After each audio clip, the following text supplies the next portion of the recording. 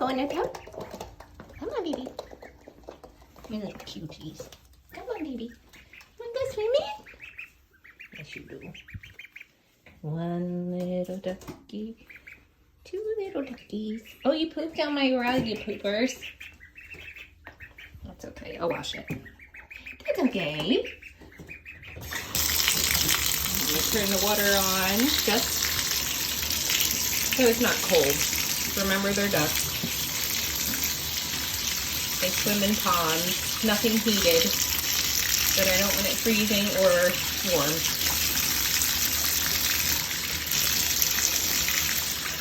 Yes, I'm so happy. Yes, you are so happy. Yay.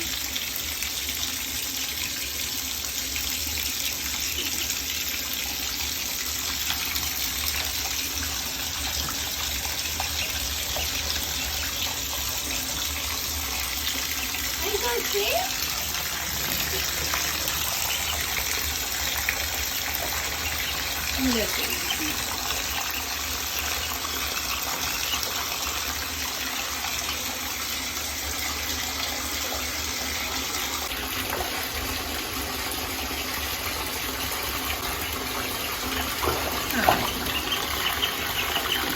You like it?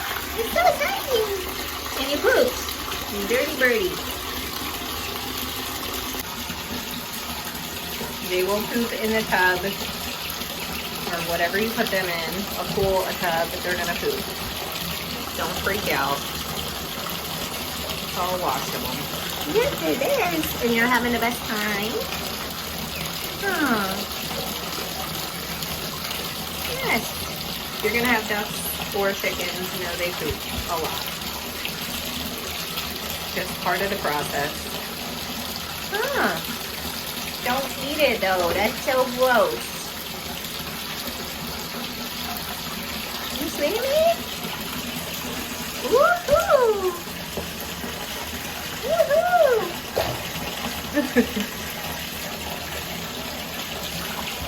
Oh, you're so fast. You're so fast. There you are. Look at you go. So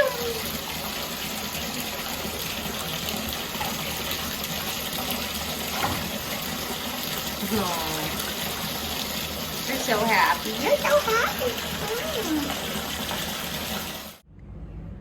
So while the ducks are in the tub swimming and stretching their legs and strengthening those muscles, I am gonna go ahead and clean their cage. I do this every other day, but I'll show you what I do in between because that's been a really important step. This is a cage you can find anywhere. I'm sure family or friends has one. The biggest thing that I have learned through my homestead journey is to just start where you're at. Whatever you have is fine. You can make it work. You don't need every fancy new contraption that somebody wants to sell you. So we already had this light. The only thing we didn't have was the light bulb. So we went and picked up the light bulb and a thermometer, which is super important. You need to know what the temperature is in there, and depending on how old they are, that's how you figure out how warm you need it. Mine are about 4 weeks now, so they are down to about 70 degrees a day. And they're very comfortable in there. You want to have your light on more to one side of your cage. If you don't have this type of cage, that's totally fine. You have a Rubbermaid container, I'm sure, laying around. They work great. I'm liking this guinea pig cage because we can see each other. The ducks can see us constantly and we can see them. So I think it's been really great for bonding and just making sure that they're good, and keeping a close eye on them. I picked up these from Goodwill. They're always $3.99 at Goodwill and people donate them all the time. from different places, and it was unopened. I think it comes with like 10. So these are like the big bed, I don't know what you call them, like pee-pee pads for puppies, if you do that, or, you know, if you have an elderly person or a young one, these are great. So I picked these up for the bottom of the cage. And then I just keep their food in this bin right next to their cage. So it's super easy for any of us to fill their food bowl if they need it. Make sure you use duck food and not chicken starter. You want duck starter. I get that from my local feed mill. And their pads I just keep here. And then this has been awesome. So anytime we get some newspapers, I just lay them here right next to them. Usually not in a hot mess right there, but they're laid here so that when they go to the bathroom, so I have one of the liners, I'm gonna show you, but I just wanna explain it first. I'm gonna have one of the liners on the bottom, and then I have just one layer of newspaper. And then what I do is as they go to the bathroom, which they do constantly, I just grab one of these sheets, or anybody can, and just cover it up. It's gonna keep them clean, and you don't have to deal with the fuss of shavings. I didn't care for them. I tried it, didn't like it. It was a mess. It was in the food, it was in the water. Poop was stuck to their feet with the wood chips, so it just didn't work well for me. This method has been working awesome. You can also see that I don't use traditional feeding containers. I went with the mugs because with the ducks, with the bowl I had, it was like maybe like that high. They would crawl into it, go to the bathroom, spill the water all over the place. So I found with the mugs, they can easily get their head in, and that is very important. You want to make sure that it's not too tall. But they have no problem at all, and they can't climb up into them or over them to go to the bathroom. So they've been working out really great. And that mug has their water in it, and I just put it in a bowl to help with the water getting everywhere. They will still splash it around because they're ducks. They really want to be in the water, but for the purpose of them being inside, we want to keep them nice and warm while they're babies. So that mug has been working great, no issues, and I plan on making a water for them. I just ordered the pieces for that, so stay tuned. If you want to see the video on how I make their water, I think it's going to work out really great and avoid them trying to swim in it. So subscribe if you're not already, if you want to come along for that adventure. All right, I'm going to show you now how I strip the cage down, clean it, and then we'll get them back in because I can hear them chirping and peeping, which is what the baby ducks and chicks do, because they can hear me, so they're talking, and I love it. Let's get this cleaned. So the first thing I'm going to do is just lift my light up, turn it off, and then I have this on a towel, so I can just pull it out. They're going to come with me. Take our towels off. Take the top off.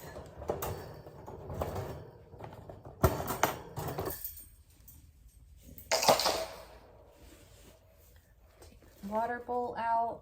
I also put a napkin underneath, which you'll see when we put it back together. I'm gonna put these aside for now. I'm gonna wash them really good.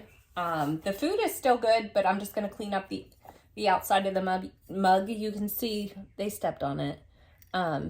Just accept that there's going to be poop. It can be managed easily. So I have, let's see, layers of, so this pad is on the bottom. So what I'm gonna do is just fold it up. I fold it in half, and then again, and again. And I'm gonna go ahead and grab a trash bag. So I have a grocery store bag. I folded this up, and I'm just gonna put this right in here. I have some paper towels. I'm just gonna get like this poop that's here, the big clumps that were missed. Just clean that up a little bit. And then I use a natural cleaner. I really, really love this brand, Myers. I use their hand soap too, and it doesn't dry out your hands. So if you're having a lot of issues with dry skin, maybe try a more natural soap. Myers makes a great one. So I'm gonna use this because I know it's safe. You can also just use soapy water if you want, and spray it down. And then what I do for like the outside of this cup, since it just has a little bit on the handle on the side, I'm going to move this over here out of the way. I have a washcloth. I like to spray that on there. And then I'm just wiping the outside. You can also just switch out your mugs, whatever you want to do. I'm not doing that. It's not necessary. And especially when you're doing this, say every 2 days, you're gonna find that these little things like not switching your cup is totally fine. They don't care. They're ducks. They literally eat off the ground and they will eat their own crap. They don't care. Not that we want them to do that, but let's not treat them like babies. They have better immune systems. So I'm just wiping this down really good.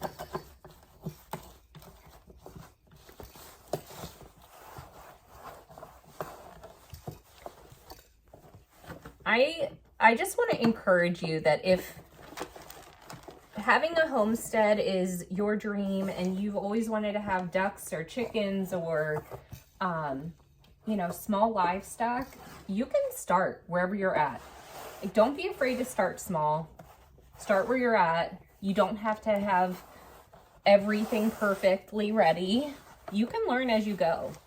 And I encourage that big time, because hands-on learning is where it's at when it comes to, you know, animals in general, but especially animals that aren't as common. You know, cats and dogs, people know how to take care of them, but it's okay to just learn as you go. I think having a setup ready before you get them is great. It definitely takes the stress out of it. I just encourage you to start small. Start where you're at. If you want to make a garden, you know, if you like tomatoes, start with a tomato plant. See how it goes and just add on next year. We just all need to give ourselves a little bit more grace to learn as we go. So I'm going to grab one of these potty pads. I'm going to open it up. These are really big, which is awesome. And, you know, for $4, you can't beat that. Don't buy them online or, you know, at the store. Honestly, there's so much more. Save where you can so you have that money to use where you need to. So that's all I'm doing. I'm making sure I'm not covering this. You want this towards the bottom of your, whether it's a Rubbermaid container or wherever you're keeping your chicks and ducks. Make sure it's towards the bottom because that's the temperature you need to be watching. I have it go up the sides a little bit to help with, you know, any kick out of poop, or when they try to climb, they'll get it on the walls. And then I just lay one layer of newspaper. I lay it on the bottom.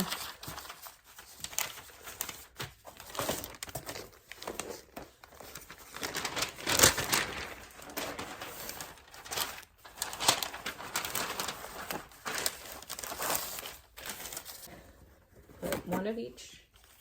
I just fold it in half. One for the water. The water cup and the water dish, I am going to clean those because they are more messy than the feed. The feed, I use these mugs. Like, it's just been perfect. They don't climb into it and poop in it. It's been great. And I fill it to, like, maybe there's like a fingertip length between, you know, it being full and the top. So I'm going to top that off in a sec. But I put the handle towards the back so they don't climb up on it or tip it. It's been great. I'll be right back. I'm going to clean this. Clean. Same thing. I'm just going to turn the handle to the back and push that as far back as it can go. So that's all set.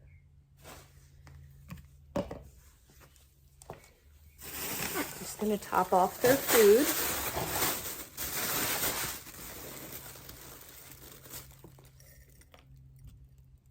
They'll eat that off the ground. If you drop any, no big deal. They'll get it. They won't miss it, don't you worry. So this is where we're at. Looking pretty good. So we have the feed, the water, the bottom has its base layer. And like I said, when we go by, if we notice they've gone to the bathroom, we just put one more sheet right on top, and it helps keep their feet really clean and their space clean and dry, which is super important with babies. So we're going to go ahead and put that top part of the cage on now, and then we'll go scoop them up. But something I wanted to just kind of give you guys to think about, because this kind of is something that I was thinking about last night.